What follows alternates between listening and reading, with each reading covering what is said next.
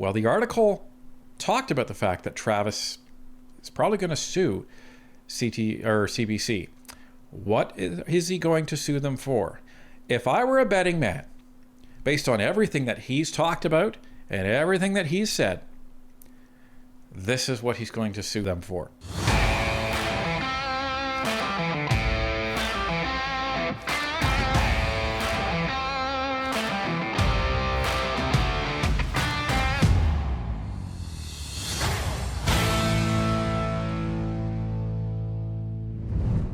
A story broke earlier this week about a CBC anchor who decided to go out in a blaze of glory, revealing one of the most closely guarded secrets in the company. They're actually biased in favor of the Liberals. Yes, we all knew that. Well, it turns out that that's not the end of the story, and it may, in fact, be just the beginning. Let's take a look. From the CBC itself, CBC host Travis Donraj says he was silenced and forced to resign after raising systemic issues. Public broadcaster rejects the accusations and calls them an attack on the integrity of CBC News. Published by CBC News. Former CBC host Travis Donraj said he had no choice but to resign from the broadcaster after he raised systemic issues related to lack of diversity of opinion and editorial independence and was stonewalled by his employer. His lawyer says he intends to sue the public broadcaster. In an internal note to fellow CBC staff sent out Monday morning, Donraj said he decided to leave the broadcaster after his questioning of some of the CBC's editorial decisions and the, quote, gap between CBC's stated values and its internal reality, end quote, was met with resistance. Quote, this was not a voluntary decision, end quote, he wrote in the farewell message sent to various CBC group email addresses from his CBC account. Quote, when I pushed for honest conversations about systemic issues and editorial imbalance, I was shut out, sidelined, silenced, and ultimately erased, end quote. Now we shift over to the Toronto Sun, who was one of the first to break this story. Former rising star says CBC biased. It's one thing for Conservative MPs and Conservative supporters to claim the CBC is biased against them. It's quite another when a former rising star of the publicly funded broadcaster says they're right. That's what Travis Donraj, ex-host of the CBC's primetime political commentary program, Canada Tonight with Travis Donraj, has alleged in a story broken by Postmedia's Brian Lilly. In a no-holds-barred public denunciation of the CBC, Donraj, a veteran journalist with 20 years of experience in private and public media, accused CBC leadership of forcing his, quote, involuntary resignation, end quote, by making, quote, it impossible for me to continue my work with integrity, end quote. Donraj's lawyer, Catherine Marshall, told the Canadian press that Donraj wanted to share a wider diversity of political opinions on his show, including having more conservative guests. But CBC management and senior staff objected.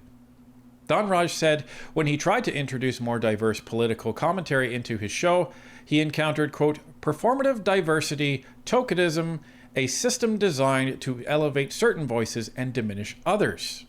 I was repeatedly denied access to key newsmakers. Internal booking and editorial protocols were weaponized to create structural barriers for some while empowering others, particularly a small circle of senior Ottawa-based journalists. Quote, when I questioned these imbalances, I was met with silence, resistance, and eventually retaliation, end quote. The CBC has categorically rejected Donraj's allegations of systemic bias within the CBC and his allegations of a harassment campaign against him, adding it is limited in what it can say because of concerns about confidentiality. But in our view, the political culture created by CBC executives and some senior journalists clearly skews towards the Liberals versus the Conservatives on issues as diverse as carbon taxes, gun control, immigration, Canada's energy sector, and the criminal justice system. That's hardly surprising, given that during the last election the Liberals promised to increase the CBC's budget of almost $1.4 billion last year by $150 million, while the Conservatives vowed to defund it except for French language programming. In another example, the CBC launched a weak lawsuit against the Conservatives near the end of 2019 election, claiming copyright infringement, which it predictably lost. Okay, so that's two different news articles. Now, the interesting thing about this is everyone that's reading this is saying, duh, except the people that watch the CBC on a daily basis. Now, you want to know something strange, but equally unsurprising. You're not going to see CTV talking about this on YouTube. You're not going to see CBC talking about this on YouTube. You're not going to really see any of the other mainstream media outlets talking about this very much at all that lean left. And the only thing that I found for CTV was a very short 3 or 4 paragraph summation of the article and the facts, and then that's it. Why wouldn't they be interested in kind of slamming a potential competitor? Oh, that's right. The CTV actually gets the same type of funding that the CBC gets. Now, the CBC gets far more, but the CTV, they probably want to stay as far away from this as possible because they've also faced accusations of leaning left and supporting a specific agenda. So why would they want to dip their toe into this? Why would they, or why should they? Let's talk about why should they. They should because it's literally their freaking job. They should because as a journalistic entity, you're supposed to be revealing the truth. You're supposed to be revealing problems within the democracy that is Canada. You're supposed to be holding the government to account. If you see another news organization acting politically and has been revealed to be acting politically, you're supposed to call that out. You're supposed to try to get in contact with this person. You're supposed to reveal that story. Why? Because that's in the interest of Canadians. Why is it in the interest of Canadians? Just look at the result of the last election, folks. You have all of these people that watched CBC, that listened to them gush over Mark Carney and the Liberals, and how they were the ones to stand up against Donald Trump and scare the crap out of all of them. And look what happened.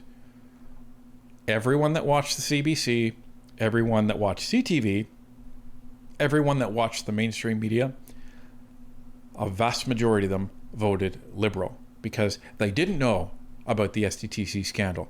They didn't know about the ArriveCan scandal.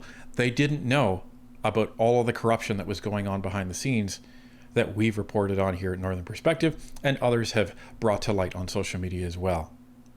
This is why they should. So it's very telling that CTV and Global, they're not diving headfirst into this like the Toronto Sun is and like the National Post is. So what does this mean? Well, the article talked about the fact that Travis is probably going to sue CBC. What is he going to sue them for? If I were a betting man, based on everything that he's talked about and everything that he's said, this is what he's going to sue them for. Constructive dismissal. So, constructive dismissal, for those that may not know, is when your employer makes it so difficult for you to do your job and such a toxic work environment for you to do your job that you are forced to quit, meaning it's untenable for you to stay. So they've constructed an environment that actually forces you to be dismissed, and they don't have to pay you severance because you've quit, and they don't really have to pay you anything. So that's my bet on what he is going to be suing for. Maybe he's going to add other elements in there. I don't know. There's talk about him going to the Human Rights Tribunal and filing some claims there. We'll see. But the one thing that we do know is that this is not the end for Travis.